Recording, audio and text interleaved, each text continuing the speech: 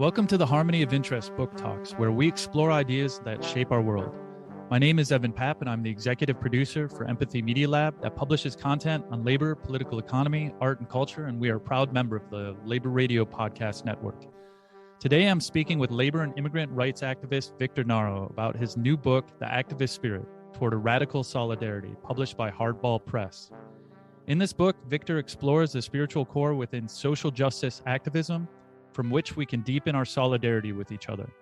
And he calls us to integrate that inner spiritual core into our work to make the struggle for justice more compassionate, caring, and sustainable, and how being an activist for justice is to love humanity and all of creation.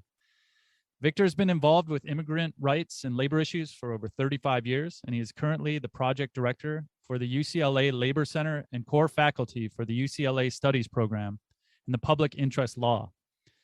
Victor, your biography is very long, from being an author and writing many law reviews and journal articles, teacher and law professor, and you've led numerous organizations and campaigns, including the Multi-Ethnic Immigrant Workers Organizing Network, National Day Laborer Organizing Network, Sweatshop Watch, the Coalition for Humane Immigrant Rights of Los Angeles, Clean Car Wash Campaign, the Mexican American Legal Defense and Educational Fund, and the Cannabis Regulations Commission, and the Police Permit Review Panel of the Los Angeles Police Commission. And that's just to name a few. So I'm very excited to have this moment, this opportunity to speak with you today. So how are you doing? Good. Thank you for that kind introduction. Appreciate it. Wonderful. And let's begin, before talking about your book, about your history, your journey into social justice and labor issues. Well, I had to have a immigration story, as many of us do. I came to this country when I was 4 years old from Peru in 1967, and we ended up in New York City. And New York City was my childhood. And, New York City today is different than New York City in the 1960s and 70s. And you learn things quickly on the streets. We had it was a low-income neighborhood, and we had a lot of migrant families from different countries, and we try to coexist. But I also learned a lot about criminal justice on the streets. Back then there was a lot of criminalization of young people by NYPD. The public school system was in a chaotic state, and I wasn't learning anything. I learned everything, my values and principles, from being on the streets with my friends, and how I embrace situations that came up. But I learned, how important work was, how important, I learned about issues of poverty, just from my experience. And I also learned about issues of justice, just from seeing what I went through, what my friends went through, and living in a city that was really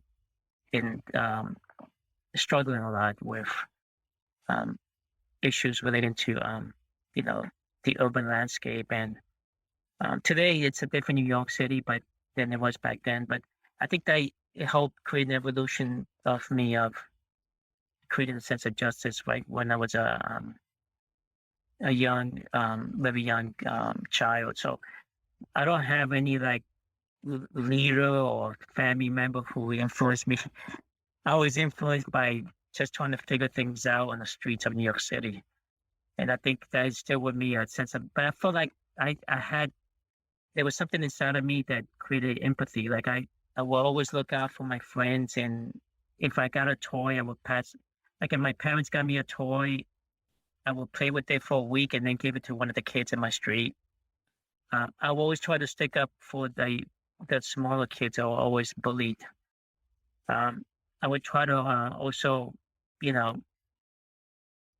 when we have pickup games, either stickball or baseball or, basketball games, I would sometimes have one of the kids who wasn't picked take my place, So I always had that sense of empathy and justice instilled in me. And that's why I feel like human beings were born with compassion. We're born with a sense of justice. It's just that, how we tap into it, how we embrace it and bring it out. Because I think the human beings were born to be in community. We're born to be in spaces where we uplift each other and help each other through compassion and empathy. Absolutely. And then what was your process? You went to undergrad and to law school, and then you ended up moving. I came here in 1992. A year after I graduated from law school, I moved down to Virginia to go to undergrad in law school, and I came here because I was really inspired to come out here because of the Rodney King uprising in 1992. That city was in a major uprising, and I think that was a call for me to come here and help recreate a city where we are inclusive, where there's a sense of access, a sense of justice. Because as we know, it was more than just the LAPD beating of an individual. I think that the incident brought to the surface all of the issues of poverty, all of the issues of economic injustice, racial violence that was happening in Los Angeles. And so I thought there was a call for me to come out here and work in the recreation of a better city. And then in the 1980s, when I was a student, I had done a lot of work with immigrant rights work. With back then there was the movement of sanctuary for the people fleeing the civil wars in El Salvador and in Guatemala. We were trying to fight the Reagan administration attempt to, support the military dictators in those countries. And then I also became part of the Sandinista youth movement, the youth brigade, to help the Sandinista government in Nicaragua, and they were fighting against the Reagan administration. I had a sense of really connecting with immigrant rights work as my journey. And so when I came in Los Angeles, I started doing immigrant rights work right away. But then I started connecting when I was in Maldives. I started at the Mexican American Legal Defense and Educational Fund. We were doing that campaign against Prop 187, that initiative back in 1994 that was going to really criminalize undocumented immigrants in California. We were fighting but I was also introduced to working with day laborers, and they were trying to fight off the sheriff's deputies and LAPD from harassment. They were trying to ensure the survival of the street corners. And then I started connecting my journey between immigrant rights and labor. And then that connected me with the CHILA, the Coalition for Humane Immigrant Rights in Los Angeles. And that, I think, working with CHILA, then I transitioned to take over the CHILA Workers' Rights Program. That was my connection with labor and immigrant rights, because back then I got to meet labor leaders like Marilena Durazo. She was trying to, really grow that movement with hotel workers. I met Mike Garcia, who started the whole Justice for Janitors campaign. So I then started connecting with unions and the labor movement and immigrant rights. And now there's a better coming together of those two sectors of immigrant rights and labor. But in the 1990s, they were still trying to figure out the coming together. And I felt like I was in the right moment at the right time. So your background, is it focused in religion as well and spirituality? Were you raised religious? I was not raised religious, but I had a spirit. There was an intuitive side to me when I was growing up, and I would tap into that, that voice inside of me. I wasn't influenced. My family's Roman Catholic, but they were not practicing Catholics. I think I was a Catholic school for my middle school years because my parents felt like I would be a better student. But then I wasn't connecting with. I started started going to church on my own. I started to embrace the teachings of the gospel. That's when I found St. Francis at that time, and he spoke to me more than the other saints because I felt like he was more genuine. And so I picked things in pieces from my Catholic school years, and I took that with me. But inside of me, I was trying to. It was always something I can, I was very imaginary when I was a child. But then looking back on it, I was probably not imaginary. I was connected with my inner self, my inner wisdom, and for guidance and for advice. And I took that with me into social justice work. I developed my own way of praying, my own way of meditation that connects with my Catholicism. I also explore my indigenous roots in Peru that comes from northern Peru and and I try to integrate my indigenous culture. Um, but I think what I was doing really was connecting with myself inside, like go from the mind, putting that to the side and connecting with my other wisdom. So, because I think we do have two wisdoms. One is what our brain, what we analyze, what we strategically think, our thought process. But the other is the wisdom inside of us. And that could be a combination of different things depending on your life journey experience. But the important thing is I have the capacity to tap into it deeply and not become intuitive. So I pick things up in different spaces, emotions. I pick up like struggling and suffering in a way that I'm able to develop that heart to heart connection deeply, and not always analyze everything. So, in the book, or the activist spirit toward a radical solidarity, and I read it very quickly. I read it in one sitting, actually. It's a beautiful book, and Saint Francis of Assisi features prominently. And I felt a great synchronicity with this book because of my own personal journey. I was raised Catholic, have not been practicing for about 20 years, but it keeps coming back into my life in a lot of different ways. I grew up at a church called St. Francis de Sales in Western Michigan. So there was that. Went to Italy during the American invasion in Iraq, and went to Assisi and actually slept up on the hilltop and really had a very wonderful moment. And recently I've been doing some podcasts on faith and labor, and read Fratelli Tutti, which Pope Francis really kind of discusses a lot of the work of Saint Francis. And I've been involved a little bit with the Catholic labor movement. I've always been very interested in liberation theology and these questions of how religion isn't just this static thing or this internal thing, but it really is faith and good works. And you do an amazing job throughout this book, and we're going to be getting into it. But could you begin by talking a little bit about who was Saint Francis? Yes, Saint Francis lived 800 years ago, and he was, the son of a wealthy merchant. And back then, capitalism was making its way into the medieval economic system and the mercantile economy. I think it was the early vestiges of capitalism, and he was uncomfortable being, in that world of, being a wealthy son of a wealthy merchant, being privileged, elitist. He signed up to be for the army because back then cities were at war with each other, and the papacy back then was a political institution. So there was a lot of wars between the cities, and one of the signs of nobility was you become a knight and you attack another city, and you come back and you can talk about it, and you become like this high stature, and that was his dream. But in the process of, participating in a couple of wars against other cities against battles, he saw the other side, the suffering, the bloodshed, the inhumanity. And, St. Francis was a soldier at night.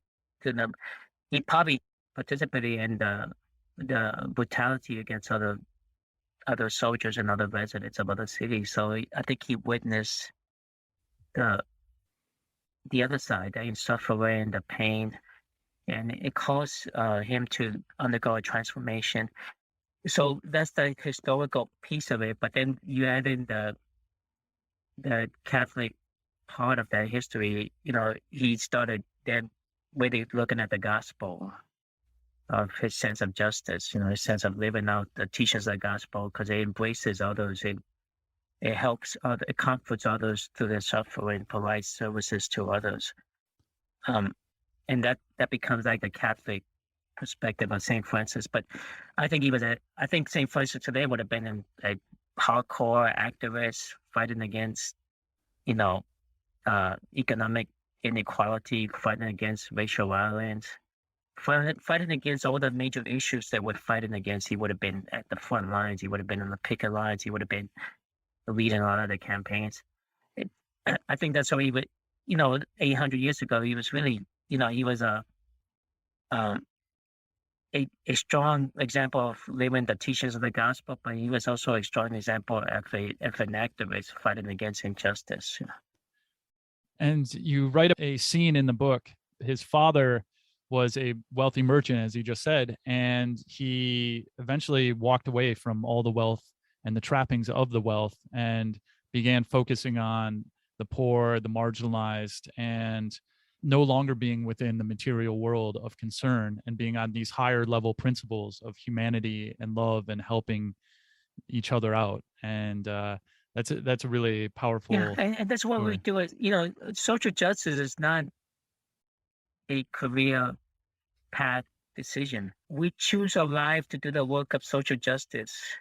And that can mean many ways. That can mean workers' rights, economic justice, criminal justice, immigrant rights, environmental justice. But we choose that as a life path, and we do sacrifice a lot because many of us in social justice work could probably make 3 or 4 times more money in the private sector because we're very gifted. We have a lot of skills, but we choose our life path. Um, the work for justice is a life calling, and we choose that path to live our life doing the work for justice. And I think that's what I think that's why St. Francis speaks to us today. I think in many ways, like it's that calling, and we embrace that calling, and we live up to it. We choose that path for our life.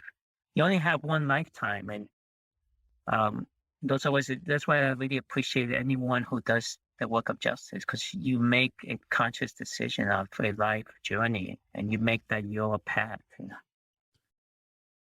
And you do note within the book too that you don't have to be religious, you don't have to be a Catholic or any type of denomination.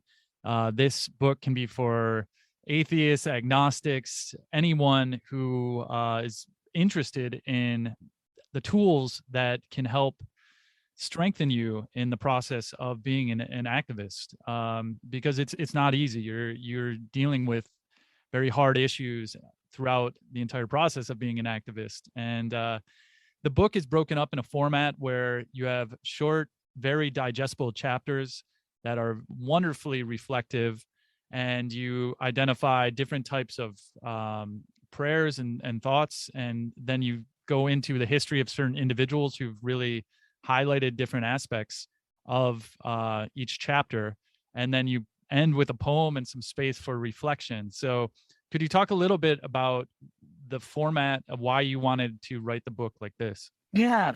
So I wrote most of it during the pandemic.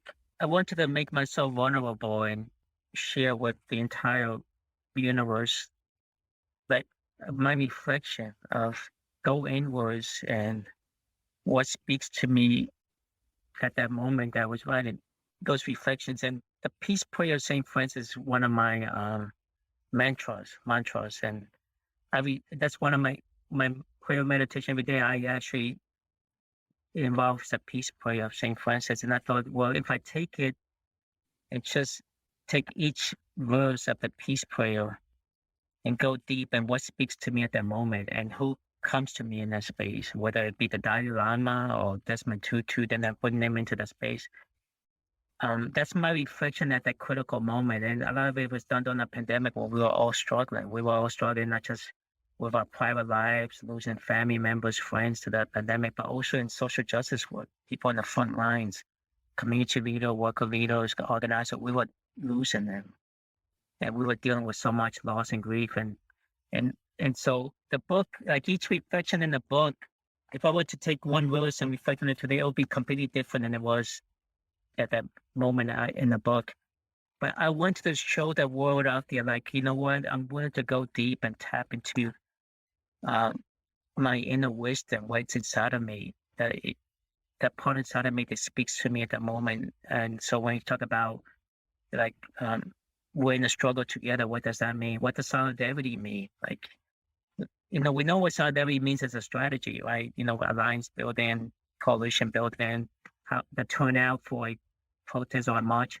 But what does that mean inside? And what is it that connects us? And what is it that we can do to be there more for each other in social justice work? And I went deep on that because I think those are issues that people were feeling deeply during the pandemic. But it's a reflection. So this book is not in any way to try to convince you, hey, come into St. Francis of Assisi's camp.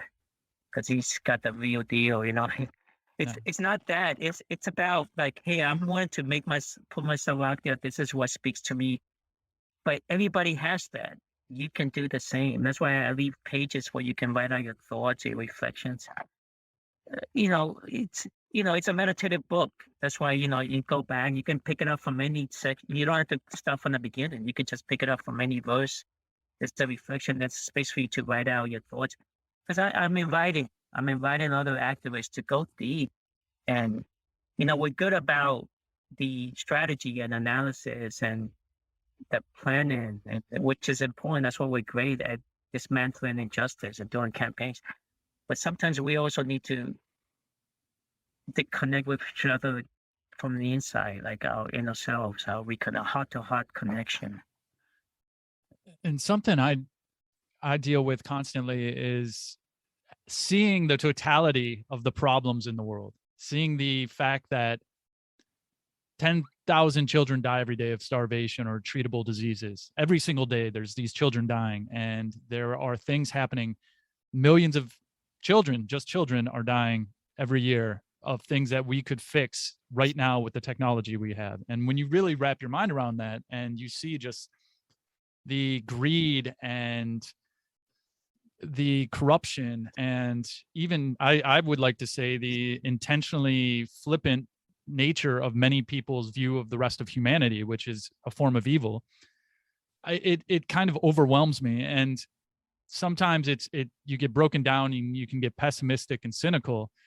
And something that you really kind of start off with one of the first chapters is about faith, and the faith in the power of people, and having a radical solidarity and having faith in each other in spite and in the face of these challenges and in this violence and these horrors, to be able to find solidarity with each other and move us along the path of what you cited as a revolutionizing the revolution. So when we take power, we are not just doing the same thing that was done before, but it is a change in consciousness for each other. And that was really powerful for me.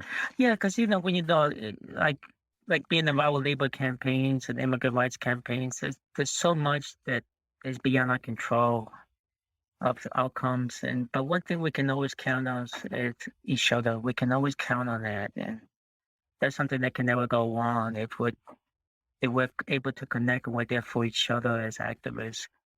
Then whatever happens out there with our campaigns, because you can have the best thought out strategies, the best campaign development plan, but something will happen out there that's beyond our control that we had no control over. But what we could control is, at the end of the day, all we have is each other. And that also, if that's strengthened, if that's meaningful connection, then no matter what happens, we accomplish a lot together.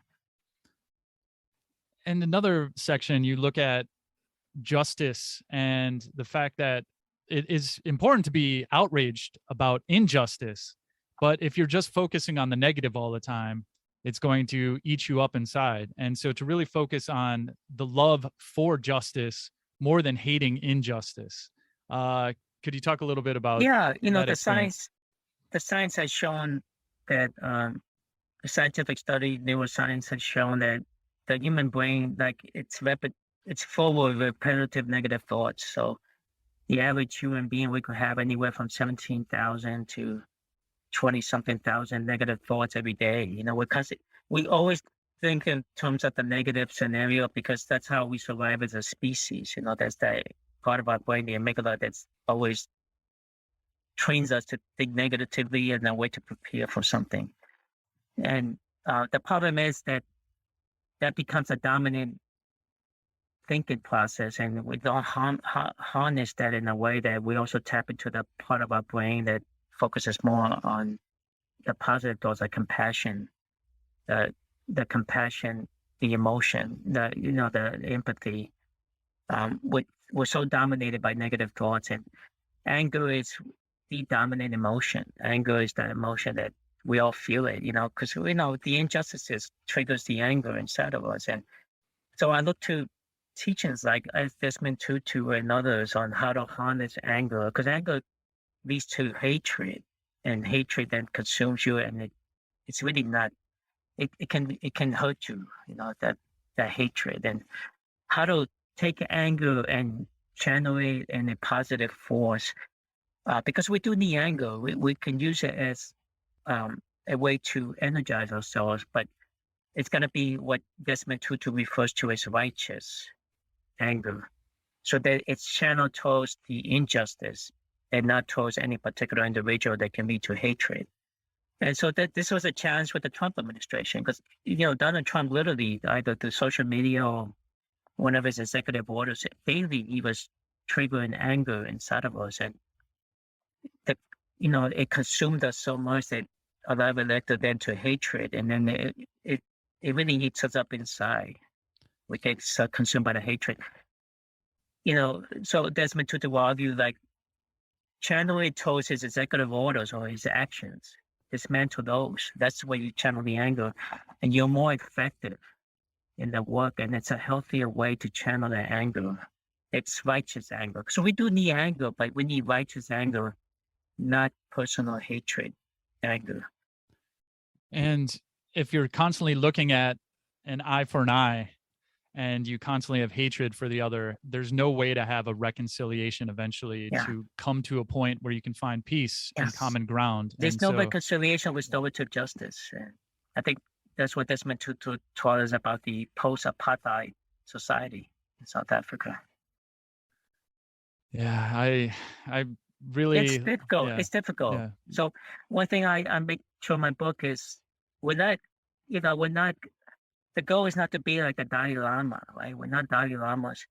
The goal is how to we strive towards those ideals. The striving is what we do, like striving towards righteous anger. We're not always going to get it. Like sometimes I get angry and I hate, and then I send an email when I shouldn't have sent an email or a text message. And then I go, oh, I shouldn't have done that. Then you start to feel even worse. That happens to all of us. In a way, human beings were fragile. We have our weaknesses. But it's the awareness, create the awareness that we strive towards it. Knowing that we're not going to, like, there's no way I can ever be the Dalai Lama. There's no way I can ever be a St. Francis of Assisi. That's why I refer to St. Francis as Francis. Because for me, he was a human being trying to do the best he can in the service of others. Another part of it too is the deep breathing exercise, that everyone needs to be equipped with the ability to do that personal meditation, the 4-second breath in and out, to really kind of settle their emotions and not just constantly react. And I think there was one part in the book where you cited someone saying consciousness is between the stimulus and the reaction. And so that point right there in the middle where you take a step back and you actually decide to act. That was Victor Frankl. And, Victor Frankl survived Auschwitz. He was a Holocaust survivor, and he was a psychologist. He was in prison. That's the way he helped others live day by day, because you didn't know whether the next day you would be called into the gas chamber or you would be burying the bodies of those coming out of the gas chamber. It was one or the other. And that was his way of trying to help the other detainees, the other prisoners, survive day by day in Auschwitz, because all you had was one day. You didn't know, and so that was his framework of how to help others survive the ordeal. The ones that didn't survive were the ones that were thinking too far ahead, because you couldn't. It was a day by day situation whether or not you would be that you would face death, and so he took that. After he survived Auschwitz, he became a peace activist, and he took a lot of his teachings. And that's one of his strongest quotes, that, we're stimulated.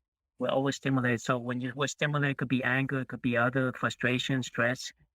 And that response, between the stimulus and the response, that's where we find our real freedom. And meditation, breathing, meditation, those are ways to kind of stress that. It's ways how we create awareness, a right perspective in that moment that emotions come in. Because, we're very emotional social justice work, and we sometimes not kind to each other.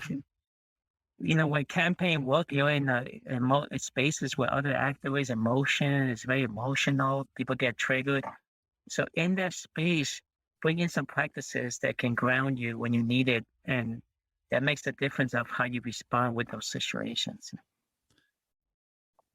Well, I really appreciate this book, and every single chapter you present this balance where it's despair and hope and joy and love, darkness and light, sadness and joy, the ego centered to the egoless, and simplicity. Try not to be understood, but to understand. Do not try to be loved, but to love. These are some age old, wise teachings that I think we can all be more centered, more connected, and we're able to continue on with this struggle if we are able to embrace a lot of the lessons in this book. Yes, and the one thing to clarify is really uh, this book is a reflection of my experiences and my life journey, but others can do the same because there are so many powerful other reflections and teachings that are not in this book. It's a wide open area, and people can bring in their different perspectives um and it could be from either the religious or spiritual journeys or other teachings. And the idea is to create your own recipe. Like we all have the potential to create our own spiritual recipe of what we can tap inside of us, dive into ourselves, and come out with that wisdom. And we all have the potential to do this. So it's not like this book is the one size fits all. Like this book is my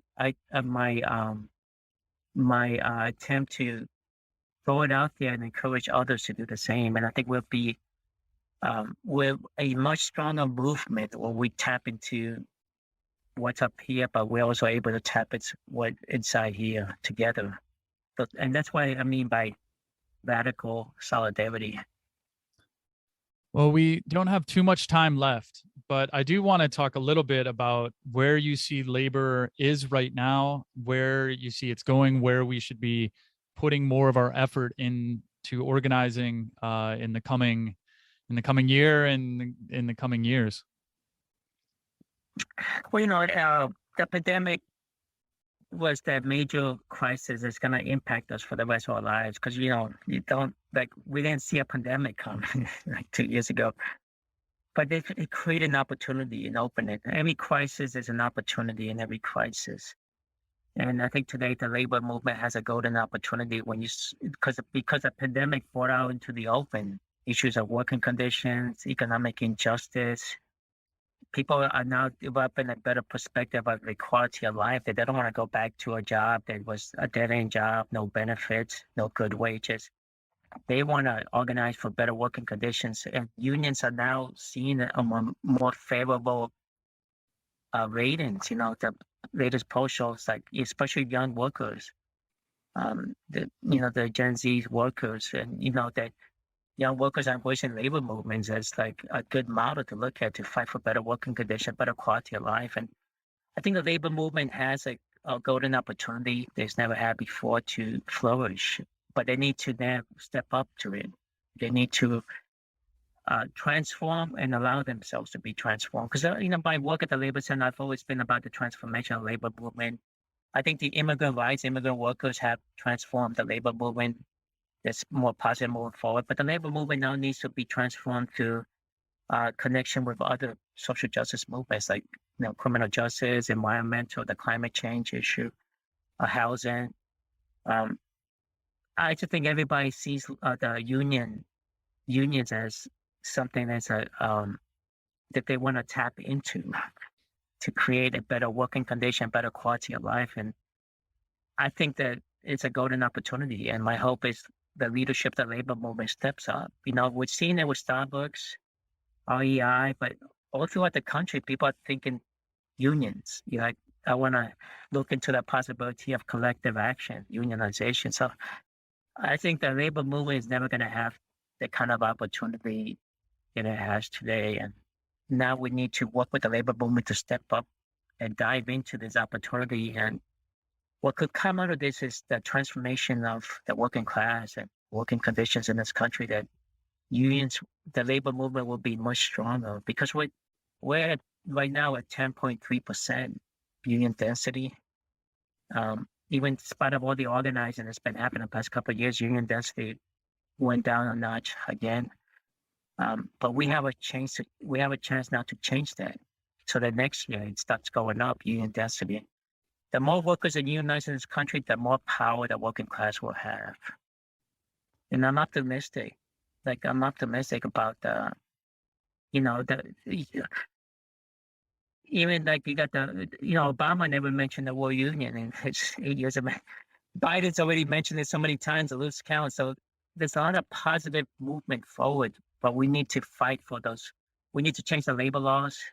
We do need a PRO Act. If it's not the PRO Act, what other legislation? But we do need to make it easier for workers to unionize, because that's the question. Everybody wants to unionize, but there's still a lot of obstacles because the laws are so outdated. Well, I think one way to get prepared for organizing is to buy your wonderful book. And Victor, thank you so much for your time and all that you're doing to fight for a better world. And you can buy your copy, The Activist Spirit Toward a Radical Solidarity, from independent publisher Hardball Press. And thank you so much. Yeah, thank you. I really enjoyed this opportunity to have this conversation with you. Thank you. Thank you, Victor. And this concludes Empathy Media Lab's Harmony of Interest Book Talks. And always remember, labor solidarity forever.